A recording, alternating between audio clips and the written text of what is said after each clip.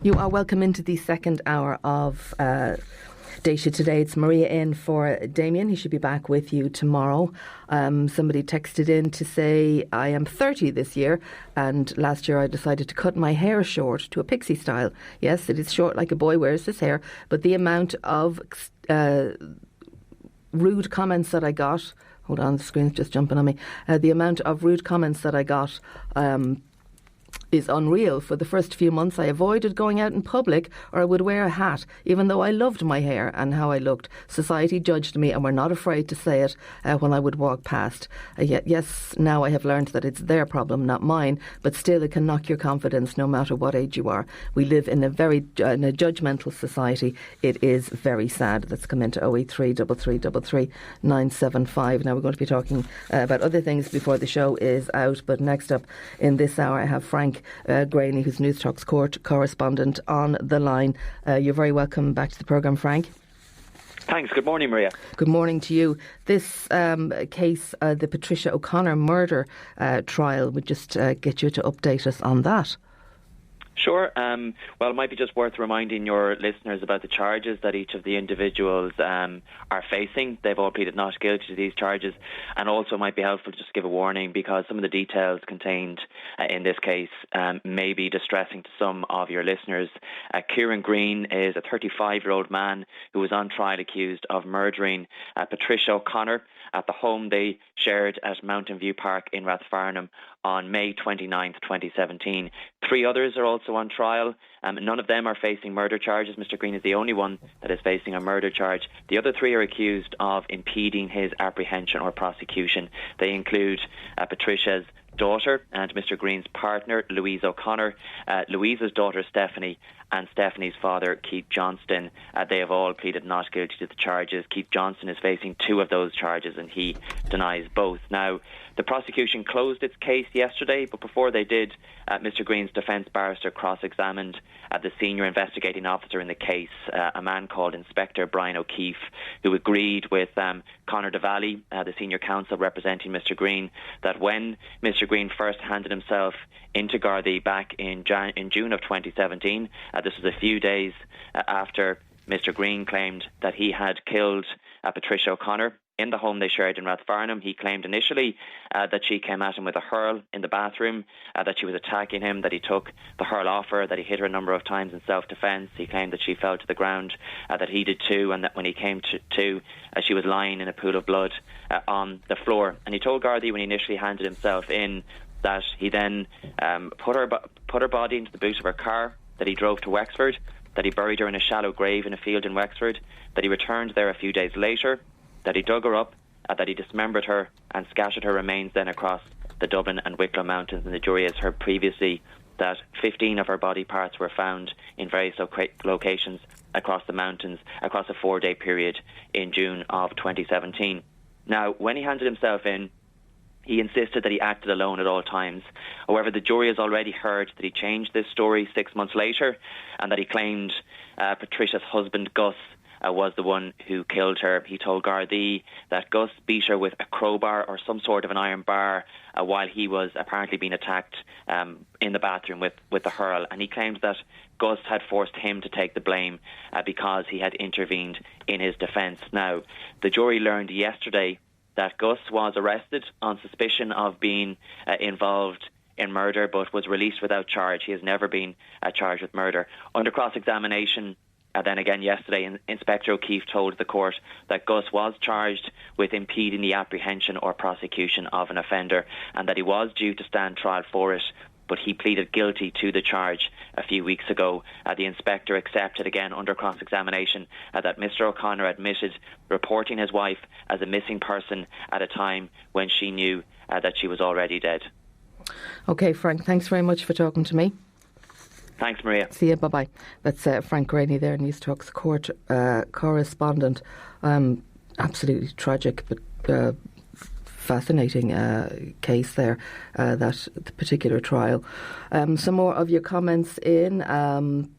This person got in touch to say, he rang several insurance companies yesterday for a renewal quote for a commercial van for his wife, excuse me, that they have since 2005, and he also insured on the policy, but because he's a taxi driver, they won't even get a quote. He says this is more discrimination against taxi drivers. Somebody else saying the main tourist attraction in Waterford is the Greenway, and the state of the road and path out at the start of it. It's overgrown, ditches, etc. It's an eyesore. Can the council not clean it up? First impressions last, says this texter. Hi Maria, my daughter is on the panel for the public jobs.ie. She was told she's 8th on panel 6, but at the moment they're on panel 5. But by the time that panel is filled, panel 6 will be outdated and she will have to start all over again. It makes no sense. God, it doesn't. That sounds so frustrating that it would absolutely drive you insane. When my daughter was old enough to apply for summer work, says this texter, she handed in 20 CVs to different businesses in town and never heard from any of them. Not very encouraging for any 16-year-old, as many of the businesses were employing at the time. Thankfully, she gained weekend employment and is in her 4th year teacher training, and fingers crossed will get a job when she qualifies. Yeah, I think it's like it doesn't take much to have a bit of manners. I can just...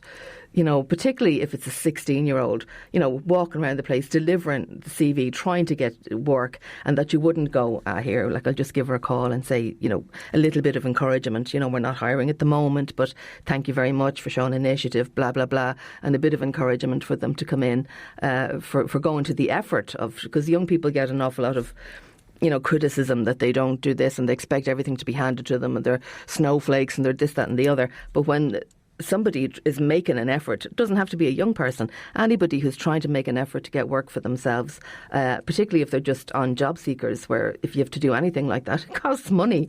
You can't just beam yourself into places to deliver. You have to get there. And I just think it's very unfair of employers not to have a little bit of manners and just thank people for getting in touch, or definitely put something up on your website saying the post has been filled. Thank you to everybody who applied, and tell people at the interview, keep an eye on that, because we'll tell you there when the job has been filled. Something. Don't just ignore people, and don't just ignore the fact that they've bothered to tell you that they'd like to work for you, because really, if a job came up in your place again, you mightn't be quite as inundated with the applications as you might think you might be, because you get a bad reputation for just being rude to people. And I just think it's a shameful way to treat people like that. Now, 083 333 975 is how you get in touch, or you can call 051 872248, and I'll be back with more after these. You are welcome back to the programme. Now, if you're watching any kind of TV programme these days, you'd be looking at girls in their 20s who've had obvious work done. They have lip fillers, they have cheek fillers, they have Botox in their faces. If you're watching Love Island, they can't even cry because they've got so much Botox in their faces. And for a start, I wonder where they get the money to do everything. And secondly, that if you think you need all these things in your 20s, think back to yourself in your 20s. Now, maybe you didn't think you were stunning, but you were. Everybody is gorgeous. If they have gorgeous skin in your 20s, your lips are plump enough in your 20s. You don't need to be doing anything to yourself. I don't think it's something you do when you get a little bit older, but maybe my next guest would disagree with me. She is Janice Brady, who's an ophthalmic surgeon, and you also provide aesthetic treatments like that. They've gotten this moniker of tweakments, and that you're supposed to be just tweaking with yourself every now and then. But you have a clinic here beside us in Williamstown. But what's your thoughts on it? If I came into you as a 16-year-old, would you do anything to me? No. I have 2 little girls myself. So as a mum, I couldn't live with myself going home at the end of the day. But I think when it comes to aesthetic treatments, there are 3 things that I bear in mind. One is the ethics of it, depending on the person that I have in front of me. The second one is the anatomy, the surgical anatomy, and to minimise the chance of a complication. And thirdly, the aesthetics, of course. And I like the idea of tweakments with regard to doing the bare minimum to get a nice result, but I don't see it as a tweakment as something that you can have done in your lunch hour and then forget about it, because there are potential risks to all of these. So I could talk about this for hours, but, I think just what you were saying, Ria, I think back to being 18, 19, 20 and the various dodgy things I did in my beauty routine, but it was limited to emerald green eyeshadow, which my boyfriend's mum at the time told me really didn't suit me, or buying really cheap fake nails for the university ball, which then came off in my hair when I was dancing. Lovely. But at least these things didn't have permanent effects on me. So what I like to do with any potential patient, and I see them as patients, is spend a lot of time chatting. And the first thing I wanted to do is assess what their self-esteem is, what they're looking for. For me, it's a red flag when a beautiful young girl, and yes, all young girls are beautiful, when they come in with a list of things that's wrong with them. Because these patients are vulnerable, and it would be really easy to just shove a load of filler and Botox into them that they don't need and end up causing potential adverse reactions as they get older. But also that's buying into any self-esteem issues that they have. And I think, Instagram has a lot to be... a lot to answer for. A lot to answer for. Then secondly, we can get into the anatomy considerations. You're having a medical procedure. I don't care how you like to sugarcoat it. It's a medical procedure, and it seems to me that people pay more attention to the person who services their car than to people who are injecting into their face. I'm very aware that there's the potential for producing nodules, which can take a long time if they ever leave. The potential to cause vascular occlusions, which means that you actually lose blood supply to part of your face, and you can end up with tissue death or skin death. And there's also the risk of blindness, which as an eye surgeon I'm particularly cognizant of. So even though I have a lot of experience in the area, I'm always hugely aware every time I perform a procedure that I have to be aware of the anatomy, the variations of the anatomy, and to stop if I think there's any problem. And then finally, of course, we come to the aesthetics. And for me, it's about doing... There's a phrase, Bunny Mellon, who was an American socialite, came up with, nothing must be noticed. And the idea being that when you leave a clinic, people shouldn't notice that you've had loads done, because you end up with a clown-like look, an unnatural look, and it's an aesthetic that it's going to go out of fashion. So you think back to maybe, eyebrows, where, Brooke Shields' eyebrows in the early 80s, and then it became, really thin brows. But if the worst thing you've done to yourself is, plucking away your eyebrows by the time you're 60, that's fine. But if you've provided yourself with a face full of nodules, that's a completely different story. But if you, and I don't know much about... I think I'm beyond the help of Botox. Not at all. But surely if you freeze the muscles in your face, do they not atrophy in some way? Yeah, there is a chance of that. So I could go. This isn't about me talking about my services, but what I try and do is provide a very relaxed, natural look so that people still have movement. Some of the muscles can atrophy to a certain extent, so you need less and less anti-wrinkle injections as time goes on. Certain muscles, such as the glabellar in between your eyebrows, the frown line, never atrophies. It's a really, really strong muscle. But I think that's what a lot of people. But I think a lot of, I think we're talking here about the ethics of even having these treatments and providing them to vulnerable young girls. But you sound very like you have a code of ethics about this. Yeah, I do. I have to go home at the end of the day. Somebody can go down the road and we'll have a Botox party, and someone will show up with a syringe, and we'll all get our Botox. And I don't think it should be like that. I don't know how people would let somebody like that. Like, you're an ophthalmic surgeon. I've been given Botox for 16 years. I've been doing it in the hospital. No. But I think for me, when I see someone, I like to get them about an hour for their first appointment, because the procedure doesn't take that long, but it's about actually the arts in the assessment. So seeing, are they suitable? Can I offer them the result that they want? Are they being unrealistic? Would they be better off forgetting about it? Would they be better off going to a surgeon for something more invasive that actually might work for them? So, for example, I have some patients for whom their Botox wears off really quickly. It's expensive, and I'll say to them, do you know what, maybe it's not for you to have further treatment. I'd prefer to say that rather than promise the world. But just getting back to ethics, because that's really important to me. When a young girl comes in and they have a list of things a mile long about that's wrong about themselves, that's a red flag for me. I'd prefer to send them away. I really would, to think about it rather than providing treatment on the day. If I can provide one treatment for them that will make a difference, that's fantastic.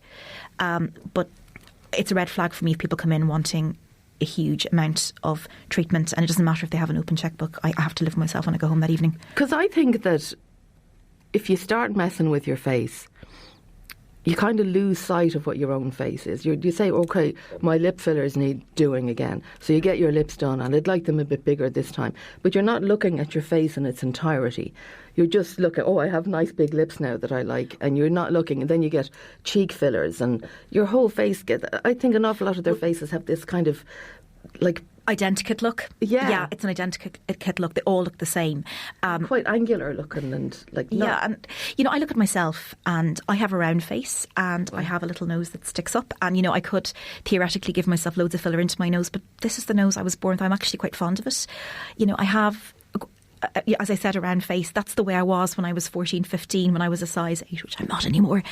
And for me to change that and to sculpt my face into something that I'm not used to, I think would deny who I am as a person. But what I think aesthetics can do when it's done well is to enhance what you have. And bluntly, as one gets older, it can be very good at restoring volume to a face and providing a more youthful appearance. Filler in the face can also help with collagen synthesis and help rejuvenate the skin. But yes, I agree with you. I'm not a great advocate of completely transforming a face with injectable treatments. Are they addictive in that you become, it's a bit like hair extensions, like you become so used to your But then that's my full job head of to say hair. no. I know I sound very paternalistic, but I've had a couple of clients who've come to me from elsewhere where they were getting, I have to phrase this, I don't want to be, mentioning names, but where they were getting filler at increasing frequencies, which I wouldn't have thought that they needed. So, for example, filler in lips should last at least 6 months. And if they're coming back to me saying it's gone after 3 months, that's another red flag for me. I prefer, again, not to treat. Maybe they'll go elsewhere. I hope they don't. But I prefer them to actually... But again, that's about sitting down and talking to the patient and saying, honestly, I think you look fine. Honestly, I think it's too early. And I always take photos before and after. And again, I can show them photos and say, look, this is what you look like. And there hasn't been much of a difference. And if it was me, I'd leave well enough alone for another 4 to 6 months. Can you tell by feeling someone's lips, do they have filler in? It depends. If it's done badly, yes. Actually, if it's done well, no, because it's hyaluronic acid. Some of them look to me like they're going to explode. The other problem is the type of filler that's used. So there are, I suppose, premium brands that are, well put together. They contain local anaesthetic and they've been shown over many, many years not to cause problems. But what's happening now is people are buying cheap, unbranded filler off the internet without a CE mark, and they're injecting plastic into their faces. Also, I have a friend who's been doing this for years in the UK, and a client came into her recently. She rang her and said, I have this filler that I bought off the internet and could you inject me? Now, she said it was a premium brand. I don't want to mention brands here, but it was out of date. So she was looking at her going, no, I can't do that. I'm really sorry. Again, it's all about ethics and what you're comfortable doing. And so my advice would be, think about what you want. Go to someone who'll actually spend a bit of time with you, talking to you. For young people, they need to be very much aware of what their issues are and what problems they have. It shouldn't change your face completely. Then it's really important to pay attention to the anatomy and to go to someone who knows what they're doing, because there are risks such as blindness, infection. I saw a lady on consult in Dublin recently. I happened to be up with a colleague of mine, and he had a patient, a lovely girl from China, who had nodules all over her face. Is that like a lump now? Yeah, lumps all over her face. She'd had the filler done in China. It wasn't a branded filler. It wasn't a decent one.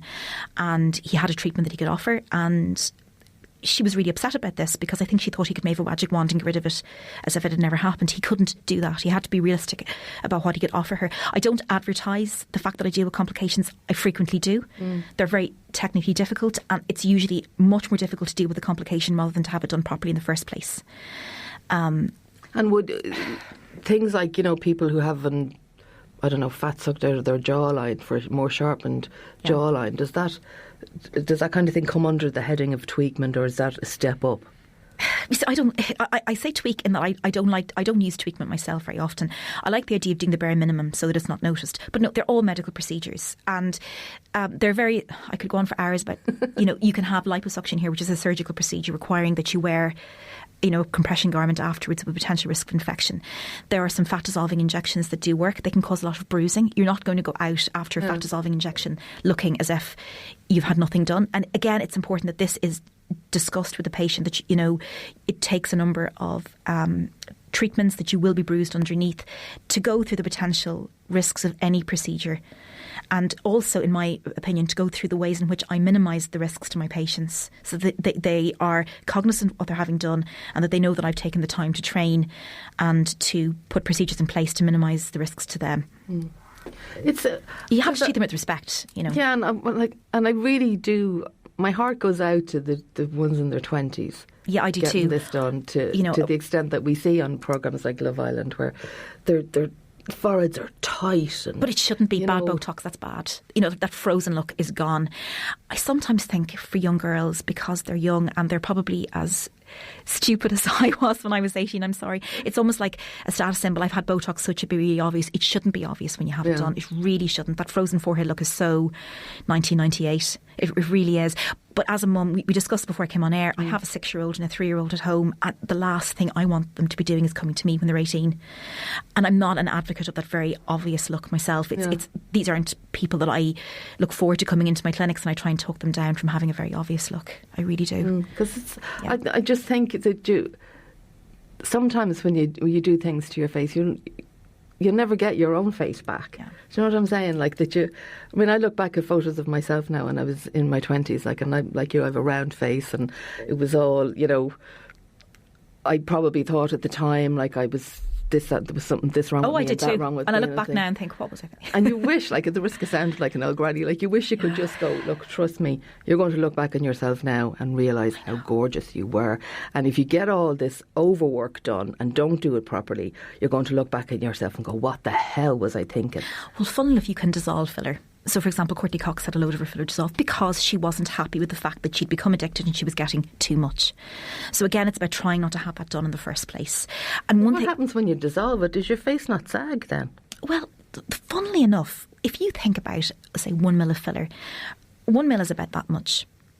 So it's not, sorry, I know you can't see here, but it's about a 20-cent coin, isn't it? So it's not a huge amount of filler. So again, with patients who aren't happy, you dissolve it judiciously, and I do it in a stepwise fashion. But what I would say is that changing your face is not the way to go about it. Putting loads amount of filler into a very young girl who hasn't thought about it is not something that I like to do. Sometimes what I like to do is just bring it back. Sometimes they come in and they're beautiful girls, but they haven't looked after their skin because they're using face wipes and they're going to bed with their makeup on, and honestly, dialing it down to, cleaning their face, using a sunblock, and maybe a retinol is something that practically everyone should be on for general skin improvement. Sometimes they spend an awful lot less on that and their skin's going to look better and their face and their self-esteem will improve. But getting back to the idea of feeling sorry for them, yes, I do too. I'm terrified about the fact that my daughters are growing up in a world of social media. But you know what? I can't row back the tide now. I'm going to have to engage with them and talk to them and limit their... For example, my 6-year-old wanted TikTok. I just went, no way. She's still talking to me about TikTok. They have, very recently, I've put together iPads for them. I'm a really mean mommy. I have 20 minutes a day. It's stopped after 7 o'clock. And I've told them that Tim Cook decided that Tim Cook, who's the head of Apple, I really should Instagram him. Tim Cook said that all little girls have to be off their off their iPads. And Mum's like, who's Tim? My 3-year-old Sabrina's like, who's Tim Cook, Mommy? And I'm like, well, he's the head of Apple in all of the world. So that's how I've dealt with it. But as time goes on, they are going to be exposed to it. And the other thing I would say to mums and dads is that you can be rest assured if you come into me, I'm not going to be injecting your daughter full of filler. I also wonder where people are getting money.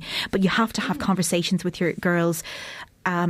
Because that sounds the whole way through to me that nobody should be able to afford. Well, there's that too. But just you need to talk. And I sound like I'm not a perfect mother at all. I try really hard, but I'm going to be having to have conversations with my daughters as time goes on about social media, about these perfect pictures, all of which are they're tweaked and they're worked on by people. They're all these Hollywood types. Like I was always told that you have to choose your face or choose your arse. So if you've no arse, true. If you have a nice skin on your face and a nice plump looking face, then you'll probably have a bit of an arse as well. But if you diet your arse away to nothing, it'll show in your face. So a lot of Hollywood people, that's why they get filler. Yeah, but then it looks unnatural to their face. Yeah, but you shouldn't have a pillowy look. And people are trying to replicate that. But they should, because it's the other thing that I would say is years back on a holiday, I met a lovely guy. His job was to touch up photos of models. And he was a very nice guy. He said, yes, they're beautiful, but the amount of imperfections that he had to get rid of. And think of Instagram filters. None of it's real. Yeah. And I'm hoping that my generation, my daughter's generation, will have moved beyond believing everything that's on Instagram to taking it all with a pinch of salt. Okay, sorry, Janice, I didn't realise you had an appointment at 11:30. Join the chat here. Lovely to meet you. We'd apologise to your 11:30 appointment if you have a few, but at least you haven't got far to go. I don't. 2 minutes. It was lovely to talk to you. Janice Brady, thank you very much for coming in. Thanks for having I'll be me. back with more after these. You are welcome back to the programme. Some questions just came in for Janice, but she's gone now. What does your speaker think about the social responsibility of shows such as the Kardashians and their effect on young people's attitudes to their appearance? And that's it exactly. Everybody looks like a Kardashian, or everybody's trying to look like a Kardashian. And they all have long, like, dyed black hair or dyed blonde hair. Okay, there's some natural people with black hair and blonde hair, but you know what I'm saying?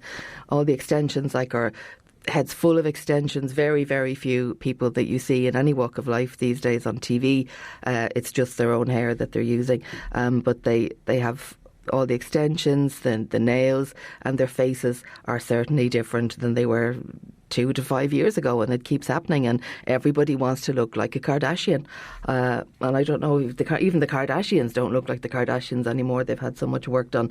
On the subject of job applications, Maria, with all today's technology, a simple text or email to say that you were not successful in your application, but the fact that the company had the decency to contact you, it's a small consolation that they thought enough of you to let you know that you didn't get the job. Yeah, it's just simple manners. Like, it can't take that much of a big deal. You know, you were looking for somebody to work for you. These people were interested enough to think that they might be able to bring something to your company. At least have the manners to get back to them and thank them for their time and say that they weren't successful this time, or just, you know, keep an eye on our website. We'll tell you when the job is filled, so at least people know the bloody job is gone. They weren't just forgotten in the whole maelstrom of things. Now, 39 of Waterford's top businesses have been shortlisted for the 6th annual Waterford Business Awards. Organisers Waterford Chamber have joined forces again with us here in WLR, and Dungarvan and West Waterford Chamber for the Gala Awards ceremony, which will take place on Friday, February 28th. Between now and then, every day on the programme, we'll be bringing you the nominees in each of the 13 categories. Today, it's the New Business of the Year category, featuring the Waterfront, Monkey Cups and Everett's Restaurant. And Karen Tompkins met the contenders. There are 3 exciting nominees in the New Business category at this year's Waterford Business Awards, sponsored by Local Enterprise Office. The first is Everett's, a restaurant which was founded in April 2018 and has established a reputation locally and nationally because of the quality of its food and its excellent service. Their head chef is Peter Everett, and his style of cooking concentrates on big flavours, professionally presented, offering the best of the South East's produce. I'm the head chef, known as I said, with my partner Keith Noonan. We now employ 11 people, I suppose some full-time, some part-time. I run the kitchen, and Marie Mullally, our restaurant, is our restaurant manager who looks after everything out front. I'm from Waterford. I guess my long-term ambition was to open a restaurant here. I'd been working in Dublin. I'd worked and studied actually in Dublin for, I suppose, about 15 years or so, and it was kind of always the long-term goal was to come back and open a restaurant. Keith, my partner, is an accountant, so he looks after that end of the business as well. It allows me to focus on the day-to-day running of the business. Well, it's nice to be nominated for it. It, I suppose, just keeps in people's minds and hopefully keeps people thinking of us as well. It's nice to be with other businesses that are developing and growing as well, so it's nice to be mentioned with those other businesses as well. To start with, we've had great support from the local community by customers and by our suppliers as well. I suppose we're looking to offer something good quality, some good value. I suppose I wanted in a slightly more relaxed atmosphere as well, a nice, friendly, relaxed, warm, welcoming atmosphere. I suppose that's what I want the restaurant to be. Peter says quality is at the heart of everything they do at the restaurant, and it's what keeps customers coming back and spreading the word to others. I suppose just little things that change kind of seasonally. Lots of fish. We always generally always have scallops on the menu. I get those from Liam Burke up in Ballybrick, and they're always very popular. Other things will change, like vegetables will change seasonally, so we'll be using whatever, like Tom Cleary has, his different bits and pieces would be changing. We use Cumber lamb when it's in season as well, which is a great local product. I suppose the produce around the area is appealing as well. The amount of good quality ingredients you have to work with around here makes things easier. And Waterford, I suppose, is developing as well. We can see it. It's nice to be somewhere. Dublin is kind of doesn't really need anything else. Dublin has kind of everything it needs up there, whereas I suppose the challenge in Waterford, I suppose, is it doesn't have everything it needs yet, I suppose. So it is nice to be part of something that's developing and something that's growing. It happened kind of slowly as well, so there was no great surprise. It wasn't an overnight, I'm opening a restaurant kind of idea. It had been on the back burner for a long time, I suppose. We had a few false starts with getting premises and all that kind of stuff, so it had been a kind of quite a dragged out process, to be honest with you. So it was actually nice to get it open eventually. Inspired by the 100th monkey phenomenon of social change, Irish designer Melo Power founded Monkey Cups. They provide a solution to the waste implication of products such as single-use plastic disposable coffee cups. Our mission is to actually try to turn the tide on single-use plastic. What we did was to create an alternative for coffee on the go that actually coffee lovers enjoyed using, because there's nothing worse than a reusable cup that, gathers taste in it. So therefore, it's not used. So we were trying to find, hence the borosilicate glass with the Monkey Cups. It's amazing. Monkey Cups is actually turning up in places like in front of the Statue of Liberty, at Hanover, at the Christmas markets. So people are actually taking on board the whole 100th monkey phenomenon and bringing it with them. Monkey Cups is very much developed on collaboration. So, for example, we make our lids and sliders with Marley products on the industrial estate in Waterford. So many people are actually amazed that we're actually doing the manufacturing here. And then we have 2 full-time people working. We do all the assembly ourselves out in the airport. We launched at Showcase 2019, and then we had just a prototype. And from that prototype, then we actually developed the actual product, went through the functionality testing. So really and truly, we're talking about almost the end of August before we were full-time with an actual product. So at the moment, we're on average, we are distributing about 1,000 Monkey Cups a week. When I started out, it was actually to replace reusable coffee cups. In my own head, I was thinking of the hospitality industry, coffee roasters, and that was kind of my target. But in actual fact, the diversity has ranged from, we have the like of banks with AIB and Bank of Ireland. We have accountants like David M. Breen. We have Comerford and Foley. We have engineers down in Cork, Moss Brothers, all coming on board to try and do something in the workplace. Melo says that less than a year into production, Monkey Cups have replaced single-use plastics in offices all over Ireland and have become popular corporate branded gifts for environmentally conscious Irish companies. We haven't actually done one sales call, which I think is kind of amazing. It's all literally people have contacted us and wanting to come on board. The design of Monkey Cups, we have an extra wide band. And the reason for that was I was during the functionality testing, my brother-in-law, who's 6'6", made the comment that he always burnt his hand. So we actually have an extra wide band so that everybody can actually enjoy it and use it. But the actual extra wise band has actually provided a fantastic co-branding space. So, for example, Diageo's new distillery, Rowan Co, came on board, and they actually have Monkey Cups as part of their pre-opening back in June, and now they're open in Dublin. And then we have companies like the Oxford University History of Science Museum. This year, I suppose it's all about continuing to get our story out, continuing to encourage people to actually choose to reuse.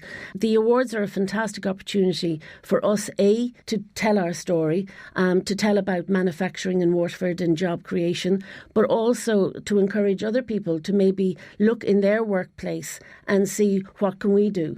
Next in the category is Won the Waterfront, an exciting new restaurant and piano bar in Tramore. When proprietor Seamus Walsh, owner of Waterford Castle, found the site on Galway's Hill in Tramore just over a year ago, he completely renovated the interior and created a bright, airy and modern space, which is perfect to relax and enjoy a drink or a meal. We actually had a meeting in Tramore, and the sign was up on the outside, and we decided to ring a local real estate guy, Barry Heritage, and said, Barry, look, I haven't got a lot of time, I'm leaving in 24 hours, is there any chance of getting through here? And he said, okay, I'll come down for 5 minutes. So we came down and we walked through what I'd call a rat run, like not a pretty site. It had been derelict for 15, 18 years or whatever it has been. We went out to the back balcony, which was pretty derelict as well, and immediately thought, this ticks all of my 10 boxes. This can really happen. And we done the deal last January, and start almost immediately cleaning it up inside and making it safe, and going forward with our plans. The kitchens, we had to full redesign of the kitchens, so we've done that. But we have a very good construction team put together now. It's all local materials, local labour, and very pleased to say they've done a fantastic job. the beauty of being by the beach and having the elevated view that we have, whether the water is breaking hard, which gives you a lot of white surf, it looks beautiful. If the water is calm, it's beautiful. It's a picture-perfect postcard, and that postcard changes every hour. You know, we obviously serve food, drinks, everything else. It's a great way to spend an afternoon, a morning, a weekend. I mean, the balcony could take a couple of hundred people every day, and the inside, I think 120. Chief Financial Officer Louise Hurley says One the Waterfront is a significant employer locally. Based off last year, our full capacity would have been 60 people. Hopefully we can add to that this year because we have our new bar, and also we have some additional rooms coming on stream, so we expect maybe another 10 to 15 people on that. It takes a lot to service the restaurant, the outside, the bar, the inside of the bar, and also the room side of things, so hopefully up to about 75 I expect in the summer at full capacity. Less than a year on, and One the Waterfront already has plans for spring and summer 2020. We've just opened a bar down the front, which we're very pleased with. We worked on that over the last 3.5 months. That's now open as well. We have a bar, of course, in the restaurant, but there's additional bar down at the front street, across from O'Shea's Hotel, and that you can walk down to the Ladies' Slip from, but you can also come out the back and walk down to the beach as well. And we're the only property that I know of in Tramore that can have full access to the beach without you having to cross a road. It's a very safe environment for people going for a walk on the beach, or for people to bring kids. You can actually sit up on the top and let your 10, 12-year-old kids, or whatever, possibly younger, run around while you have a coffee and look out from the last balcony while they play down on the beach. We run live bands and will be going forward this summer from about 2 o'clock in the day outside. And now that we have the bar, if it comes raining or anything, they can jump inside. Going forward, we tend to put in a sauna, a spa bath down on the lower balcony. We're constantly tweaking it. This is just stage 1 of stage 20, that we would like to think of a larger hotel with a pool, all that thing in the future. So this is what we're doing, even though my kids say, Dad, you can't demolish everything you've done to do something bigger. And I say, well, we won't at this stage, but we'll review it. And those are the 3 nominees in the new business category at this year's Waterford Business Awards. Thanks to Karen Tompkins for that. You are welcome back to the programme. It's Maria in for Damien. He'll be back with you tomorrow. This texter says, hi Maria, I can understand it can damage your confidence when companies don't respond and you're waiting on results for your interview. But sometimes it goes even further than that. I went for an interview for a caretaker's job, and the caretaker was on the interview panel along with 5 others. The caretaker proceeded to interview me and said, it must be some come down for you to be going for a job like this after the glass factory. Then there were questions about my family and children. No one else on the panel intervened with this route of questioning or asked me a question about what I could bring to the job. So I called a halt to the interview and walked out. Interviews like that can ruin a person's image of themselves and confidence, says Jim. They come into 083 3333 975. Now, Barbara Bent is Director of Waterford SPCA, and she's on the line now. Barbara, good morning. Good morning, Maria. Lovely morning. Yeah, and welcome back to the programme. Thank you very much. Now, you're on to talk about a subsidised neutering programme that's starting next week in Waterford. Is this for anybody or just for ferals or what? It's for any cat, a male or female, and we're encouraging people before the breeding season starts to get their cats neutered and not end up with unwanted kittens. We feel it's very important to do it early enough in the year because we don't want heavily pregnant cats being brought into us. So it's a subsidised scheme for anyone on social welfare, OAPs, anybody like that. We're doing females for €15 and males for €10. The vouchers are available at our office up in Summerland Square, and office is open from 9:30 till 1:30, 5 days a week. And just explain to people, for a start, I think a female cat can get pregnant fairly young. They can, very young. Like some of them can get pregnant as early as 4 or 5 months old, and I mean they can have 3 litters of kittens a year. And you can imagine if you have, say, 5 kittens at every go, it's 15 kittens. And then they're having kittens again. The first litter is going to be having kittens before Mummy has her last litter in the year. So it's crucially important for us all to neuter. And we felt this is a good opportunity. We're starting with 50, the first 50 that apply, and then if it's a great success, we'll do another 50. It's also good for the health of particularly what would have been tomcats before you get your hands on them, Barbara, because like they're not going to go roaming, they're not going to be getting into fights and getting that battered and beaten look that toms can get. Spreading disease and getting into rows with other ferals and getting bitten and badly injured. And naturally for the females, it's much better not for them not to be having both feral and domestic pet cats. So we encourage everyone to avail of this opportunity, and we hope it'll be a great success, Maria. Are we getting better? I always ask you this when you come on, Barbara, I think, but are we getting... Because there's an awful lot of animal cruelty things that you see online and you hear, and then other people treat their animals like, members of the family, which is as it should be. Are we getting better at how we treat animals, or do we just think we are? I don't think so, Maria, because what we find, people are irresponsible. They have a dog, they let it out in the morning, they never check, does it come back in, has it gone up the road, is it chasing kids on bicycles, is it being, I mean, if you have a dog or a cat or any animal, you must take responsibility for it. And this time of year, it's crucially important that animals are fed and have good shelter. We get little dogs chained in horrible small kennels with about a 3-foot chain, and they can't move to keep warm. We get horses this morning tied that they can't go and have a gallop on a frosty morning to warm themselves up. Totally unacceptable. I mean, if you have an animal, you have a duty of care. And thank goodness with the animal health welfare laws now, people can be their animals taken from them if they're going to neglect them and abuse them like that. Which is such a step forward, because there was a time that all you could do would be hopefully that they'd take your advice on board. Like you were quite powerless at one stage, I think, despite your best intentions. We had a 1911 Act we were using up to 2013, and an animal literally had to be more or less dead before we could do anything.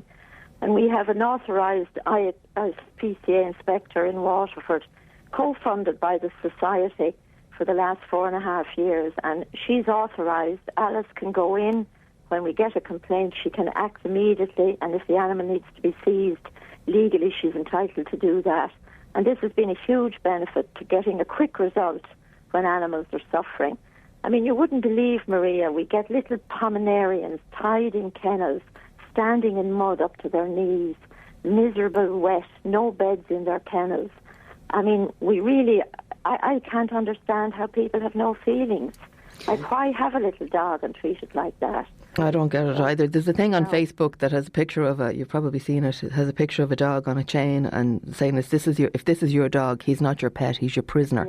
And that pretty much sums it up. Terribly true. And this time of the year, we very much depend on the public to, if they see something, be it a horse, dog, anything, animal in need of attention, ring the office. We're there to take their messages, and we're there to act on it urgently. And please, it's, January, February, March are our worst months, because animals are cold, and when animals are hungry, they're suffering. Mm-hmm. So, and even if people don't qualify for this, like, I think part of responsible pet ownership is neutering. Like, you need to factor that in before you become a pet owner, that you should neuter and spay your animals. Well, I mean, in the long term, you're saving your animal hassle and trouble, and you're saving yourself expense and trouble. And, if we could get that message across to people, if you have a dog that's a bitch and your neighbour has a male dog, why have the hassle twice a year of your bitch coming in heat and all the dogs kicking up in your garden? It's crazy not to do it. And we run a voucher scheme for dogs all the year round, and we do for cats, but this is that bit better value. So that's why we're encouraging people to avail of it. And how do they get in touch with you, Barbara? They can either go up to our office in Summerland Square between 9:30 and 1:30 any day, or they can ring the office on 051 841432, and they can use that number to report cruelty calls. And if they have a concern, we'll check it out, and if the animal is okay, no harm done. And all our complaints are treated in the utmost confidence. We don't give out any names, numbers or any information. And it's just the first 50 in the initial run out of it to see how you get on. We'll start with, and if it's well supported and availed of, please God, we'll head on and do another 50. And they're going to be done up at City Vets, which is the vet practice that we use in the city. It's convenient. People will get a voucher and then ring the vets and make their own appointment when suits them and the vets.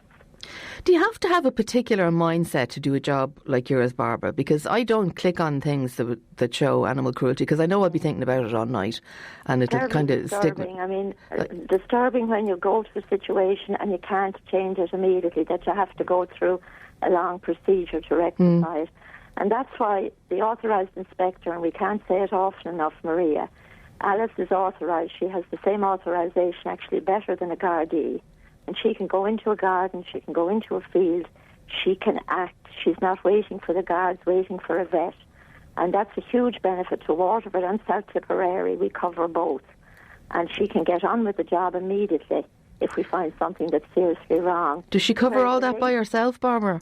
She does, and she's a very brave and courageous young woman. She must be. And she achieves a lot, and she's had a lot of very successful prosecutions, which in turn send out a very good message to people that we don't accept these kind of behaviours anymore, and it's encouraging that she's so proactive and people report so many calls. So I hope they'll continue to do so for the next few months while it's cold and wet. And I suppose the knowledge that she helps and the knowledge that you help must temper the things that you have to see and the things you have to deal with sometimes. So it must, you know you're helping. So the fact that you have, satisfying if you bring in something that's covered in red bleeding mange, that's emaciated, that's terrified, and you see it in 3 months' time. We do all Alice's backup, rehabilitate all the cases she takes in. The society pays for it all. And, we have wonderful outcomes and wonderful homes, and people love to give these dogs a second chance. And that's what keeps you going, to be honest, and that's what keeps Alice going. She can make a difference. You know, one phone call changes an animal's life, and that's something it's not that you have to make a dozen phone calls. Just leave a message on the phone if the office is closed and leave the details, or go online to our website or Facebook page and report your concerns. And we'll deal with them promptly. Barbara, pleasure talking to you as always. Thanks so much, Maria. Thanks very much. Bye-bye. Bye. That's Barbara Bent, the Director of Waterford SPCA. So there you are. If you are in restricted means and you do have a pet that you love and you want to keep as healthy as possible, then you can get in touch and get them spayed and neutered at a greatly reduced price.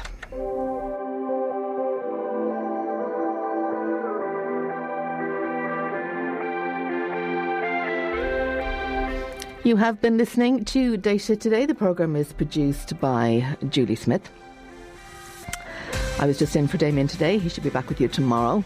Thanks for your company, all your texts and comments. Do appreciate them. Jeff's on the way with a lunchbox, so keep it right here on WLR. And I'll speak to you again soon. Enjoy the rest of your day. Hope the snow stays away. See you. Bye-bye.